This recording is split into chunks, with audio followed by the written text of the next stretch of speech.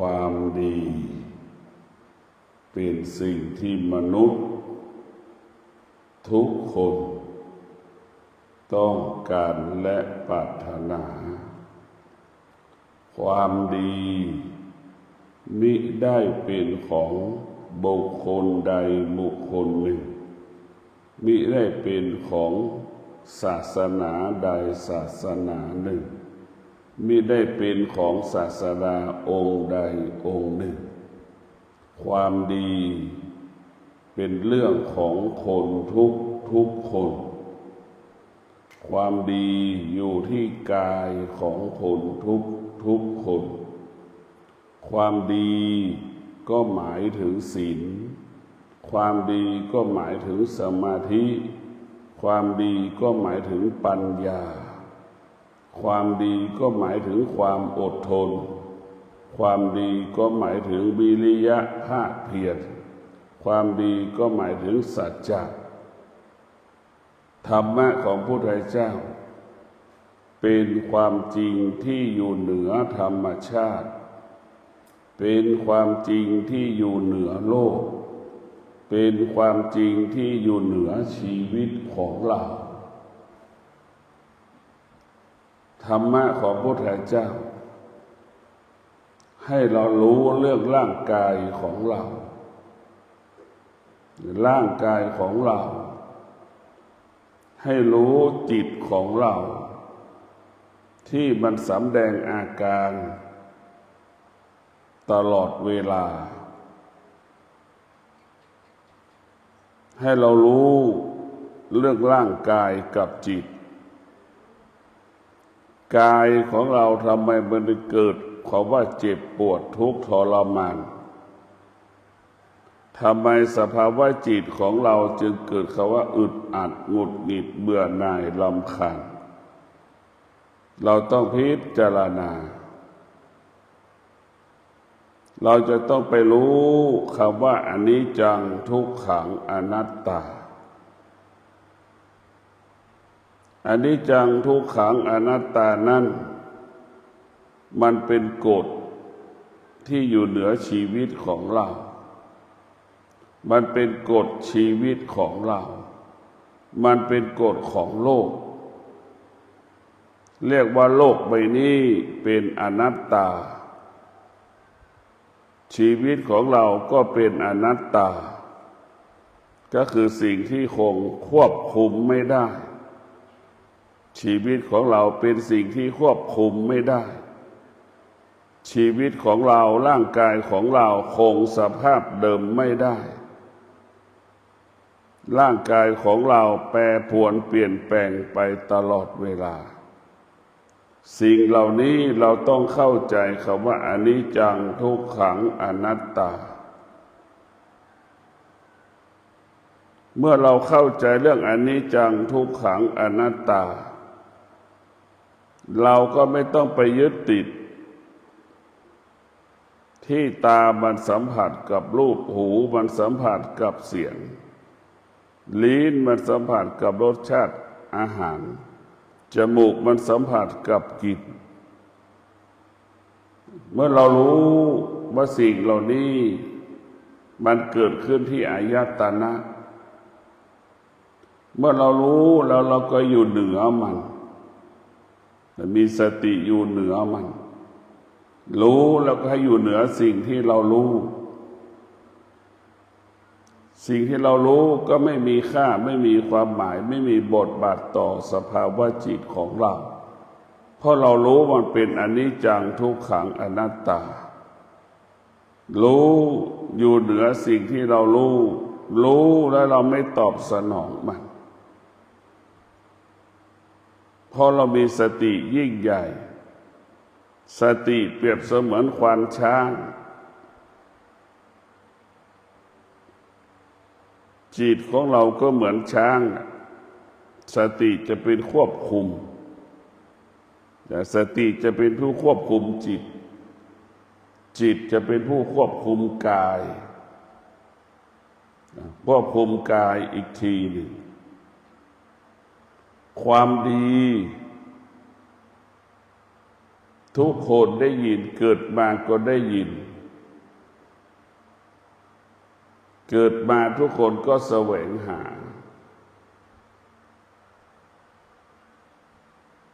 แต่เราไม่เคยเห็นความดีทำความดีไม่เคยเห็นความดีความดีเราเข้าใจกันผิดความดีของความดีก็คือศีลความดีก็หมายถึงศีลนี่แหละเช่นลูกที่ดีต้องประกอบด้วยศีลทั้ง5 ข้อใช่ไหมเมื่อลูกคนนั้นดำรงตนด้วยศีล5 ข้อลูกคนนั้นจะเป็นลูกที่ดีของแม่ตรงกันข้ามลูกอีกคนหนึ่งดำรงตนล่วงละเมิดศีลเป็นอาจินล่วงละเมิดศีลเป็นอาจินกินเที่ยวเล่นเป็นประจำไม่ทำงานแต่เราจะเห็นได้ว่าการล่วงละเมิดศีลเป็นเหตุให้เกิดคำว่าคนไม่ดีคนดีก็คือคนที่รักษาศีลคนที่ไม่ดีคือคนที่ล่วงละเมิดศีลอย่างลูกกินเที่ยวเล่นกับมาตี 5ความว่าความไม่ดีเกิดลูกที่ดำรงตนด้วยศีลความดีเกิดลูกคนไหนดำรงตนด้วยศีลทั้ง5 ข้อเป็นที่รักของพ่อแม่นี่แหละคือธรรมะของพระพุทธเจ้าความดีก็หมายถึงศีลความดีก็หมายถึงสมาธิลูกคนไหนทำงานบ่อยๆทำงานตลอดเวลาทำงานแล้วไม่ผิดพลาดทำงานแล้วเสร็จตรงต่อเวลางานออกมาดีนะลูกคนนั้นเรียกว่าคนดีก็คือคนที่มีสมาธิทำงานไม่ผิดพลาดท้ายสุดคนที่มีสมาธิก็เป็นคนที่เป็นคนที่ไว้ใจเชื่อใจในการใช้งานเจ้านายจะให้เป็นเจ้านายก็นายก็จะคิดชอบคนที่ทำงานไม่ผิดพลาดคนที่มีสมาธิมีแต่คำว่าสำเร็จสำลิดผลคนที่มีสมาธิตรงกันข้ามคนที่ไม่มีสมาธิก็เป็นคนที่ไม่ดีทำงานผิดพลาดตลอดเวลาทำงานผิดพลาดตลอดแก้ตัวตลอดเวลาแต่ไม่แก้ไขพฤติกรรมของตนเองมีแต่แก้ตัวแต่ไม่ได้แก้ไขพฤติกรรมของตนเองคนที่ไม่มีสมาธิกลายเป็นคนไม่ดีคนที่มีสมาธิทำงานสำเร็จทุกครั้งทำงานสำเร็จกลายเป็นคนดีคนดีก็จะเป็นที่ระลึกของคนอื่นก็จะระลึกถึงคนที่เป็นคนดีเช่นถ้าเจ้านายเราไปทำงานเจ้านายก็จะใช้งานเราตลอดเวลาวันที่มีการเปลี่ยนแปลงเราก็จะรับการเลือกจากเจ้านายให้รับการเปลี่ยนแปลงดีกว่าเก่าเปลี่ยนแปลงฐานะดีขึ้นกว่าเก่าอันนี้แหละคือธรรมะของพระพุทธเจ้าความดีก็หมายถึงศีลทำความดีก็หมายถึงสมาธิความดีก็หมายถึงปัญญาความดีก็หมายถึงปัญญาคนที่มีปัญญาเป็นลักษณะดังคำว่าบุคคลที่ให้รับให้คำปรึกษานั่นแหละคนที่มีปัญญาจะคนเป็นประเภทนี้รับให้คำปรึกษาแก่บุคคลอื่นๆนั่นแหละคือคนที่มีปัญญาบุคคลที่มีปัญญาก็คือเข้าใจความจริงของชีวิตเข้าใจความจริงของโลกเข้าใจความจริงของโลกเข้าใจความจริงของชีวิตคนที่มีปัญญาจึงพึ่งพาตนเองอาศัยตนเองคนที่มีปัญญาจะพึ่งพาตนเองอาศัยตนเองลูกคนไหนที่มีปัญญาจะไม่สร้างภาระให้พ่อให้แม่ ลูกคนไหนที่มีปัญญาจะแคร์ความรู้สึกของพ่อของแม่จะไม่ทำให้แม่ร้องไห้เสียใจมีแต่จะช่วยเหลือเกื้อกูลพ่อแม่แต่ลูกที่มีปัญญาย่อมเป็นที่รักของพ่อแม่ย่อมเป็นที่รักของพ่อแม่พ่อแม่ต้อนรับลูกที่มีปัญญาอยู่ตลอดเวลานี่แหละลูกที่มีปัญญาตรงกันข้ามลูกที่ขาดปัญญาสร้างภาระให้กับพ่อแม่พึ่งพาพ่อแม่อาศัยพ่อแม่ตลอดเวลาขอเงินใช้อยู่ตลอดเวลางานก็ไม่ทำแต่ขอเงินใช้งานก็ไม่ทำตื่นก็สายเพราะฉะนั้นลูกที่มีปัญญากับลูกที่ขาดปัญญานี่แตกต่างลูกที่มีปัญญาย่อมเป็นที่รักของพ่อของแม่ลูกที่ขาดปัญญาย่อมเป็นที่รังเกียจของพ่อของแม่เพราะฉะนั้นปัญญาก็หมายถึงความจริงเช่นลูกที่มีปัญญาจะเป็นลูกที่อดทนความอดทนธรรมะของพระพุทธเจ้าจะเปลี่ยนแปลงชีวิตของเราเปลี่ยนแปลงฐานะความเป็นอยู่ของเราดังคำว่าความอดทนเมื่อเรามีความอดทนเรามีความอดทนต่อสภาพหนาวเกิดขึ้นเราก็อดทนร้อนเกิดขึ้นเราก็อดทนนะฝนมันตกเกิดขึ้นเราก็อดทนความอดทนจึงทำให้เรานั้นมีกินมีใช้เหลือกินเหลือใช้ครอบครัวอบอุ่นครอบครัวมีความสุขเพราะความอดทนดังคำว่าหัวหน้าครอบครัวใดมีความอดทนครอบครัวนั้นจะอบอุ่นและมีความสุขดำเนินชีวิตอุดมสมบูรณ์ด้วยทรัพย์สมบัติปัจจัยสี่ชีวิตดำเนินชีวิตอุดมสมบูรณ์ไปด้วยเครื่องอำนวยความสะดวกนะความอดทนจะนำมาซึ่งทรัพย์สมบัติและปัจจัยสี่ธรรมะของพระพุทธเจ้าว่าด้วยเรื่องปัจจุบันอดทนคือเรื่องปัจจุบันอันนี้แหละคือธรรมะของพระพุทธเจ้ามันว่าด้วยเรื่องความจริงของชีวิตอดทนแล้วมีสตินะอดทนแล้วมีสติชีวิตเราจะเปลี่ยนแปลงก่อนเวลากำหนดเปลี่ยนแปลงไปสู่ความดีงามก่อนเวลากำหนดขยันอดทนเห็นไหมเราจะเปลี่ยนแปลงธรรมะของพระพุทธเจ้ามาว่าเรื่องชีวิตล้วนๆให้เราเข้าใจเรื่องความเป็นอยู่ปัจจุบันเมื่อปัจจุบันมันปกติว่าปัจจุบันมันเป็นปกติอย่างนี้วันที่เรามานั่งสมาธิความสงบจะเกิดขึ้นได้โดยง่ายรากฐานของความดีก็คือศีลสมาธิปัญญารากเหง้าของความดีก็คือศีลสมาธิปัญญาแก่นสาระของชีวิตที่เราควรรู้ก็คือศีลสมาธิปัญญาเป็นแก่นเป็นสาระชีวิตที่เราควรรู้และควรศึกษาศีลกำกับกายสมาธิกำกับจิตปัญญาเป็นผู้ปรับปรุงเปลี่ยนแปลงแก้ไขกายกับจิตปรับปรุงเปลี่ยนแปลงแก้ไขกายกับจิตให้เป็นอิสระเมื่อให้เป็นอิสระ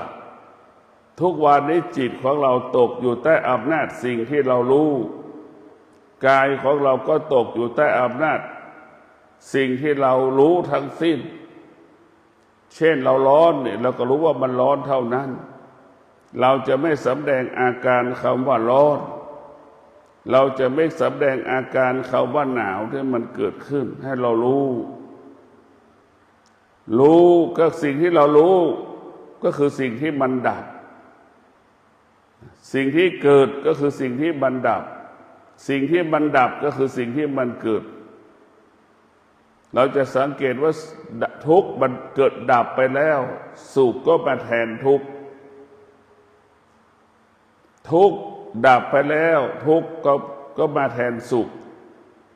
สุขดับทุกข์ก็เกิดขึ้นที่จะเป็นแบบนี้แหละเดี๋ยวสุขเดี๋ยวทุกข์เดี๋ยวสุขเดี๋ยวทุกข์สภาวะจิตของเราต้องอยู่เหนืออำนาจความทุกข์และความสุข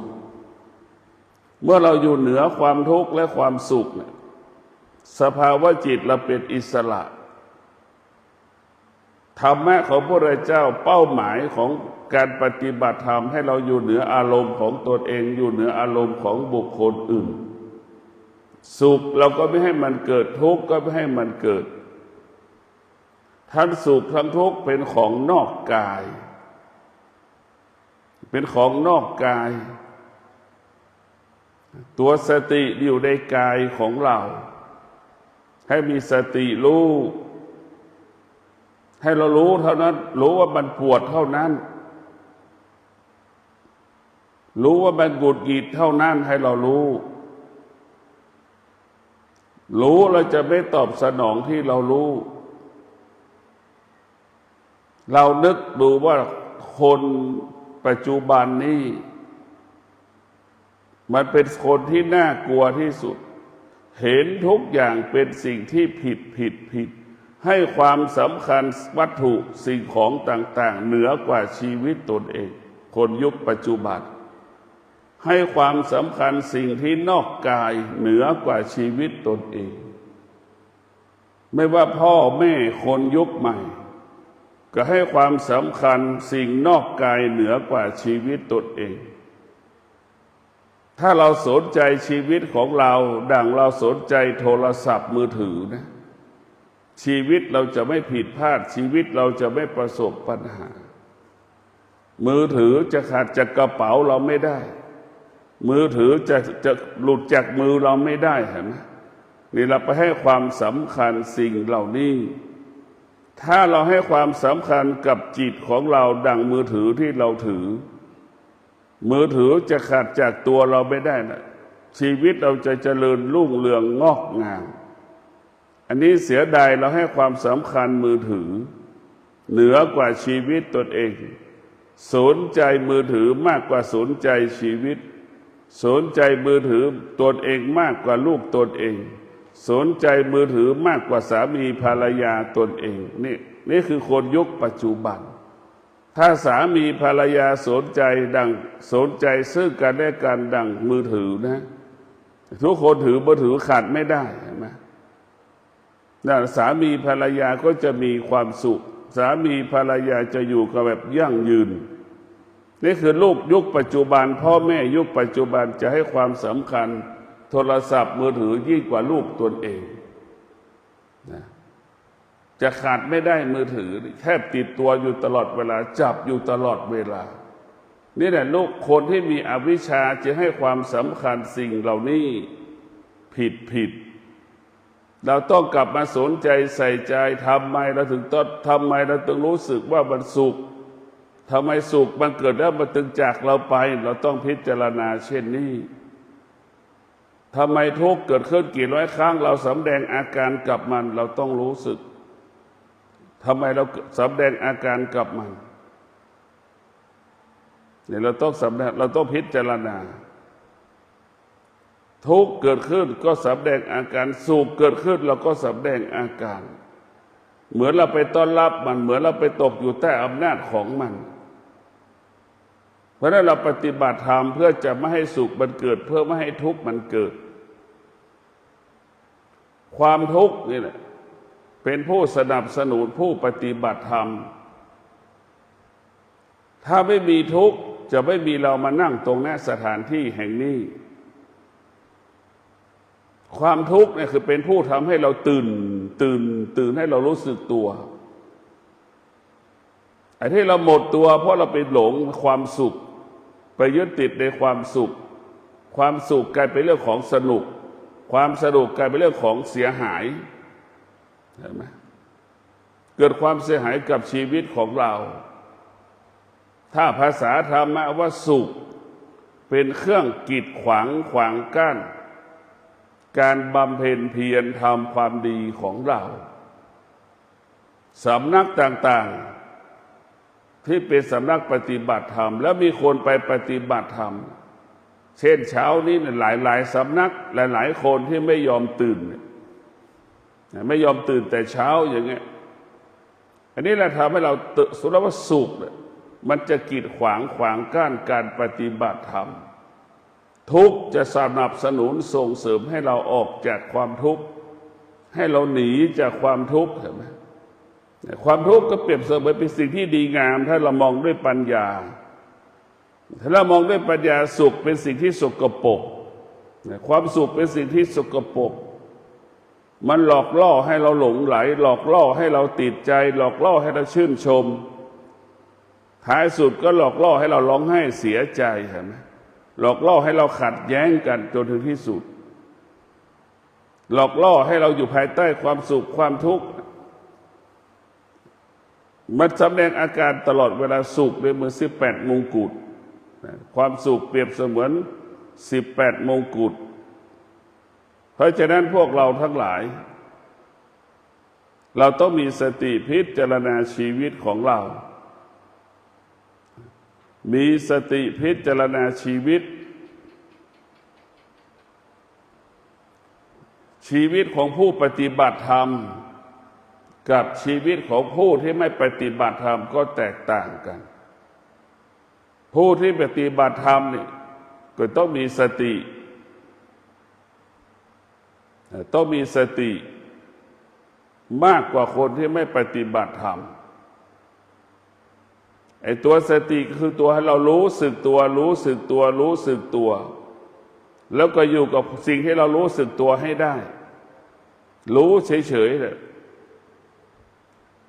เราต้องรู้สึกตัวผู้ที่ปฏิบัติธรรมก็เคยมีสติรู้ว่าร้อนก็รู้สักแต่รู้เฉยๆหนาวก็สักแต่รู้เฉยๆเจ็บปวดก็ให้เราสักแต่รู้เฉยๆเท่านั้นแล้วว่าให้เราสักแต่รู้ให้เรารู้เฉยๆเรามีสติเนี่ยเราจะฝึกจิตให้จิตของเรานี่อยู่เหนืออำนาจอารมณ์ความรู้สึกของเราจิตของเรานี่มันตกอยู่ใต้อำนาจอารมณ์ความรู้สึกของตนเองและบุคคลอื่นที่มันเป็นอยู่ปัจจุบันนี้การปฏิบัติธรรมก็คือการเปลี่ยนแปลงพฤติกรรมเปลี่ยนแปลงวัฒนธรรมการดำเนินชีวิตของเราการปฏิบัติธรรมเปลี่ยนแปลงพฤติกรรมเปลี่ยนแปลงวัฒนธรรมเช่นเราแต่งตัวชุดขาวอย่างนี้กินข้าว3 มื้อหรือ1 มื้ออย่างนี้ตามใจตัวเองทุกวันกินข้าวเราออกนอกกำแพงวัดพอเรามาปฏิบัติธรรมเราจะตามใจตัวเองไม่ได้อยากกินเรากินไม่ได้นี่แหละคือเราไม่ตามใจตัวเองคนที่ปฏิบัติธรรมสำคัญที่สุดก็ต้องมีสัจจะถ้าเราไม่มีสัจจะไม่มีโอกาสได้บรรลุธรรมเห็นธรรมสัจจะนี่เป็นสิ่งสำคัญที่สุดเราจะตื่นนอนทุกเช้าอย่างนี้ทุกเช้าเราจะตื่นมาทำวัดสวดมนต์นี่คือการให้สัจจะ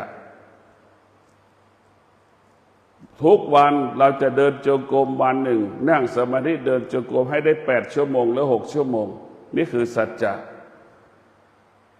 เราก็ไม่ให้ควรพ่อแม่ครูบาอาจารย์มานำเราถ้าจะให้พ่อแม่ครูบาอาจารย์มาบอกก็พ่อแม่ครูบาอาจารย์เราไม่ได้อยู่กับเราตลอดเวลาเห็นไหมวันหนึ่งเนี่ยเราก็ไม่ได้อยู่กับพ่อแม่ครูบาอาจารย์พ่อแม่ครูบาอาจารย์ก็ไม่ได้อยู่กับเราถ้าเขาไม่บอกเราก็ไม่ทำถ้าเขาไม่นำก็ไม่ทำนี่มันไม่มีคำว่าได้บรรลุธรรมเห็นธรรมเราต้องมีสัจจะเราจะประสบความสำเร็จได้ด้วยสัจจะนะเราต้องมีหลักแล้ววันนี้เราจะต้องเดินจงกรมให้ได้6 ชั่วโมงเนี่ยเราต้องทำให้ได้วันนี้เรานั่งสมาธิได้6 ชั่วโมงต้องทำให้ได้อย่างนี้ถ้าเมื่อเรามีสัจจะความสำเร็จมันก็เกิดหากเรามีสัจจะเมื่อเรามีสัจจะเราก็บรรลุมรรคผลเมื่อเรามีสัจจะเราจะบรรลุมรรคผล ถ้าเราผิดสัจจะไม่มีสัจจะเราไม่บรรลุมรรคผลเพราะฉะนั้นสัจจะบารมีเนี่ยทำให้เราบรรลุมรรคผลได้นั้นพฤติกรรมเราต้องเปลี่ยนพฤติกรรมเรามาอยู่วัดเนี่ยถ้าเราใช้ชีวิตดังเราอยู่นอกกำแพงวัดการปฏิบัติธรรมก็ไม่เกิดการดำรงตนปฏิบัติธรรมก็ไม่เกิดอะไรที่เราอยู่นอกวัดเราใช้เนี่ยเราจะต้องงดใช้เช่นโทรศัพท์มือถือเราจะไม่โทรหาใครเราจะให้คนโทรรับเราก็มีสัจจะต้องปฏิรูปในการใช้เหมือนเด็กวัดดอนจานให้ใช้โทรศัพท์ใช้ได้เฉพาะบางสถานที่เช่นในหอพักเท่านั้นอย่างนี้นอกหอห้ามใช้อย่างนี้เราต้องมีสัจจะถ้าเราไม่มีสัจจะแล้วความสำเร็จก็จะไม่เกิดเหมือนเราเป็นฆราวาสเป็นชาวบ้านเรามาอยู่วัดเลยงดใช้โทรศัพท์อย่างนี้เมื่อเรางดใช้นี่มันก็ทำให้เพื่อนรู้ว่าเราเป็นคนตั้งใจปฏิบัติธรรมเห็นไหมมันจะบอกว่าเขาตั้งใจปฏิบัติธรรมเขาปิดมือถืออย่างนี้คือเราต้องปิดส่วนเปิดก็เปิดแล้วก็ต้องมีสัจจะที่จะเปิดกับปิดโทรศัพท์เหมือนเรามีสัจจะที่จะเดินจงกรมจะมีสัจจะที่นั่งสมาธิต้องเป็นเช่นนั้นถ้าจะรอให้ครูบาอาจารย์ต้องมาบอกมาสอนมานำเนี่ยไม่มีทางจะได้บรรลุธรรมไม่มีทางจะประสบความสำเร็จท้ายสุดชีวิตเราก็มีค่าดั่งลูกจ้างให้เจ้านายแนะทุกวันทุกวันทุกวันทุกวันบอกทุกวันต้องสิ่งนี้สิ่งนี้มอบงานให้ทำทุกวันทุกวันชีวิตเราจะมีค่าดั่งลูกจ้างชีวิตเราจะไม่มีค่าเท่ากับนายจ้างการปฏิบัติธรรมก็เป็นเช่นนั้นเราจะบรรลุธรรมได้เราต้องมีชีวิตดั่งนายจ้างไม่ต้องให้ครูบาอาจารย์มาอบรมสั่งสอนบอกเรารู้แล้วเราต้องปฏิบัติธรรมเองดังคำว่าตนแลเป็นที่พึ่งแห่งตนตนแลเป็นที่พึ่งแห่งตนเราต้องยึดสติเราไม่ยึดครูบาอาจารย์ครูบาอาจารย์อยู่กับเราแค่บางเวลาแต่สติอยู่กับเราตลอดเวลาธรรมะอยู่กับเราตลอดเวลานี่ให้เราพิจารณาธรรมแบบนี้เราต้องมีหลักถ้าเราไม่มีหลักไงเราก็ชีวิตของเราก็จะลำบากเพราะจะได้ให้ชีวิตของเราความคิดของเราวิธีคิดของเราสติของเราให้เป็นสติของเจ้าของกิจการเจ้าของกิจการส่วนมากสติของเราจิตของเราเป็นสภาวะจิตของลูกจ้างสภาวะจิตของเราเป็นเจ้าของเป็นผู้บริหารไม่ได้เป็นเจ้าของกิจการอยู่ใต้อำนาจเขาหมดทุกอย่างชีวิตเราจึงลำบากเพราะเราอยู่ใต้อำนาจของเขาเราต้องเป็นอิสระสภาวะจิตเราต้องเป็นสภาวะจิตเจ้าของกิจการวางแผนวางนโยบายใช่ไหมอย่างนี้ให้ผู้คนที่บริหารปฏิบัติตามเป็นแบบนี้ชีวิตเราถึงจะประสบความสำเร็จได้เพราะฉะนั้นพวกเราทั้งหลายการปฏิบัติธรรมของเราต้องมีสติก็คือสัจจะเมื่อเรามีสติมีสัจจะแล้ววันนี้ข้าพเจ้าจะเดินจงกรมครบ6 ชั่วโมงอย่างเงี้ยหรือเดินจงกรมครบแต่ละครั้งเดินจงกรมจะโดน3 รอบเราจะเดินจงกรม3 รอบ1 วันได้ประมาณ6 รอบอย่างเงี้ยแต่ละรอบให้ได้3 ครั้งวงกลมนี่เราคิดอย่างนี้คือสัจจะอย่างน้อยเราเดินจงกรมเนี่ยเราได้ความอดทนได้วิริยะภาคเพียรได้สัจจะได้ทำตัวหนึ่งไม่เกิดมันก็ได้ทำอีกตัวหนึ่งแต่มันเหมือนเราจะหงุดหงิดในขณะที่เราเดินสมาธิเดินจงกรมเนี่ยแต่มันในความหงุดหงิดเนี่ยเราก็ได้อยู่เห็นไหมได้อะไรได้วิริยะภาคเพียรได้สัจจะพอถึงเวลาแล้ว8 โมงเราจะเดินจงกรมเนี่ยเราก็จะเดินจงกรม8 โมง เราต้องรู้เลยว่าเราจะต้องทำอะไรเราต้องจัดระเบียบชีวิตของเราต้องเปลี่ยนแปลงพฤติกรรมถ้าเราไม่เปลี่ยนแปลงพฤติกรรมไม่เปลี่ยนแปลงความคิดชีวิตเราก็เหมือนเดิมการเปลี่ยนแปลงต้องมีสติประกอบไปด้วยสติประกอบไปด้วยสัจจะประกอบไปด้วยวิริยะประกอบไปด้วยความอดทนการเปลี่ยนแปลงถึงจะเกิดขึ้นกับชีวิตของเราส่วนมากชีวิตเราไม่เปลี่ยนแปลงอยู่ภายใต้การเปลี่ยนแปลงเห็นไหมชีวิตของเราอยู่ภายใต้การเปลี่ยนแปลงพอฤดูฝนเนี่ยเสื้อฤดูฝนก็มีขายเห็นไหมเราก็ไปซื้อพอฤดูหนาวก็มีเสื้อฤดูหนาวมาขายก็ซื้ออย่างเงี้ยเนี่ยอยู่ภายใต้การเปลี่ยนแปลงนี่คืออยู่ภายใต้การเปลี่ยนแปลงเหตุการณ์ต่างๆและชีวิตเราจะสงบได้ยังไงชีวิตเราจะมีความสุขได้ยังไงอยู่ภายใต้การเปลี่ยนแปลงถ้าเรามีธรรมะชีวิตเราสุขด้วยธรรมธรรมะคือชีวิตเราสุขด้วยธรรมไม่ต้องไปอาศัยสิ่งอื่นเนี่ยเหมือนเรามาอยู่วัดเนี่ย1 เดือนเนี่ยเราก็ใช้เสื้อตัวเดียวเดิมนั่นแหละสีขาวอย่างเดิมสีดำอย่างเดิมนั่นแหละแต่ถ้าออกนอกวัดนี่1 เดือนเราใส่เสื้อกี่สีเสื้อแต่ละตัวเราซักกี่ครั้งล่ะนึกดูนี่มันต่างกันเลยเราต้องพิจารณาเราต้องมีสัจจะเห็นความจริงเห็นความไม่เป็นจริงที่มันปรากฏขึ้นแต่ละวันแต่ละวันแต่ละเวลาแต่ละชั่วโมงเห็นความจริงเห็นความจริงเห็นความจริงละความจริงเห็นความจริงละความจริงความไม่เป็นจริงเราก็ละความจริงเราก็ละเห็นธรรมละธรรมเห็นธรรมเราก็ละธรรมสิ่งที่เราควรรู้อยู่กับปัจจุบันก็คือลมหายใจเข้าสิ่งที่เรารู้ปัจจุบันก็คือลมหายใจออกสิ่งที่เรารู้ปัจจุบันหายใจละเอียดเข้าก็รู้ว่ามันละเอียดออกก็รู้ว่ามันละเอียดจิตของเราหน้าที่รู้ว่าหายใจมันเข้าก็หยาบก็รู้หายใจออกหยาบเราก็รู้อย่างนี้ให้เรารู้อาการของลมหายใจเข้าเท่ากับเรารู้เรื่องชีวิตของเราอาการการกำหนดลมหายใจเข้าออกมันมีพลังและมันมีอานุภาพมากลมหายใจเข้าลมหายใจออกเนี่ยเป็นเหตุให้เกิดศาสดาของเราเป็นเหตุให้เกิดศาสดาของเรา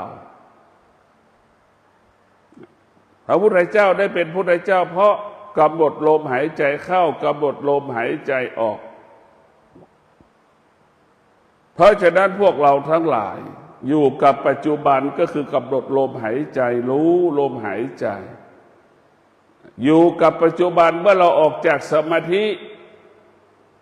ให้เราอยู่กับปัจจุบันก็คือตาสัมผัสกับรูปก็ให้เรารู้ว่าเป็นรูปเฉยๆเช่นเราเห็นเป็นสีเหลืองอย่างนี้แล้วก็เห็นแต่สีเหลืองมันจะเป็นทองเหลืองก็ช่างมันจะเป็นทองคำก็ช่างมันให้เรารู้ว่าเป็นสีเหลืองก็นั้นก็จบมันจะทองปลอมทองแท้ทองเก๊ก็ช่างมันจะเป็นทองเหลืองทองคำก็ช่างมันให้รู้ว่าเป็นสีเหลืองเท่านั้นรู้แล้วเราไม่ตามรู้นี่แหละให้เรารู้มันแล้วก็อยู่เหนือมันรู้ไม่ตามรู้เราก็อยู่เหนือมันรู้อยู่เหนือรู้เราก็มีสติเท่าทานมันอันนี้แหละคือหลักการปฏิบัติรู้ไม่ตามรู้เพราะเรามีสติสติควบคุมจิตให้ไม่ให้จิตไปตอบสนองสิ่งที่เรารู้เพราะฉะนั้นพวกเราต้องมีสติเมื่อเรามีสติคิด10 ครั้งก็สำเร็จพูด10 ครั้งก็สำเร็จกระทำการใดๆ10 ครั้งก็สำเร็จสติจะทำให้เราปกติทุกขณะลมหายใจอย่างจมูกและสัมผัสกับกลิ่นนี่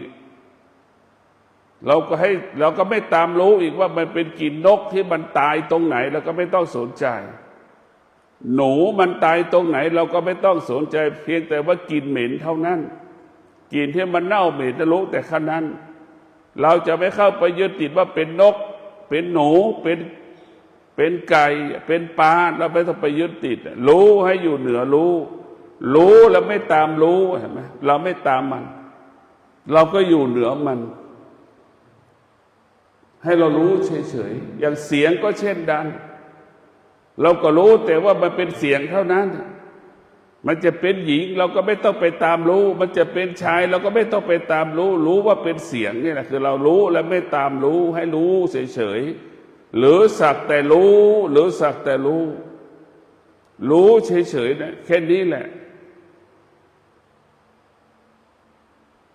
คือหลักการปฏิบัติธรรมก็อยู่แค่นี้อยู่กับอายตนะเราอยู่กับอายตนะเมื่อเราออกจากสมาธิแล้วหน้าที่ของอายตนะควบคุมขณะที่เรานั่งสมาธิเป็นหน้าที่ของจิตที่กำหนดลมหายใจเข้าออกให้รู้อาการของลมหายใจเข้าออกหน้าที่ของจิตกำหนดลมหายใจเข้าออกขณะที่เรานั่งสมาธิมีแค่นี้แหละไม่มีเรื่องอื่นมันจะไม่เป็นเรื่องง่ายและมันก็ไม่เป็นเรื่องยากมันเป็นเรื่องของการภาคเพียร